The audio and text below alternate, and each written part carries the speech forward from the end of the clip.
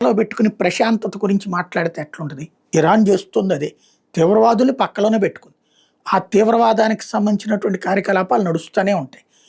హమాస్‌ని కాపాడతారు, హిజ్బుల్లాని కాపాడతారు, హౌతీల్ని కాపాడతారు, ఇస్లామిక్ రెసిస్టెన్స్ ఫోర్స్‌ని కాపాడతారు, ఇస్లామిక్ జెహాదీ ఫోర్స్‌ని కాపాడతారు.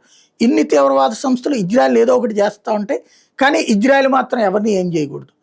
తీవ్రవాదులైనటువంటి హెజ్బుల్లా మీద దాడులు చేస్తే హార్ముజ్ జలసంధి మూసేస్తామనేటటువంటి పేరుతో కథ నడుస్తూనే ఉంది.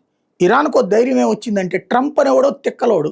వాడిని ఎలాగైనా మనం మాయ చేయొచ్చు. వాడికి కాసేపు ఒబ్బేస్తే చాలు. వాడెళ్ళి మూసుకు కూర్చుంటాడు.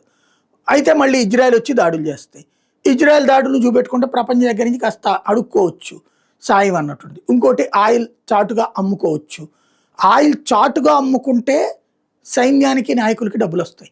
అధికారికంగా అమ్ముకుంటే ప్రభుత్వానికి ప్రజలకి డబ్బులొస్తాయి. అక్కడ ఉన్నది ఐఆర్‌జీసీ. ఐఆర్‌జీసీకి చాటుగా అమ్ముకోవడమే ఇష్టం. అలా జరగాలంటే నిరంతరం యుద్ధం జరగాలి. అక్కడున్న ప్రజాపాలకుడైనటువంటి పెజెష్కియాన్ లాంటోడికి అది వద్దంటాడు. వీళ్ళు శాంతి కోరుకుంటారు, వాళ్ళు యుద్ధం కోరుకుంటారు. ఏంటయ్యా అంటే స్వార్థం. అది ఇక్కడ ముఖ్యం.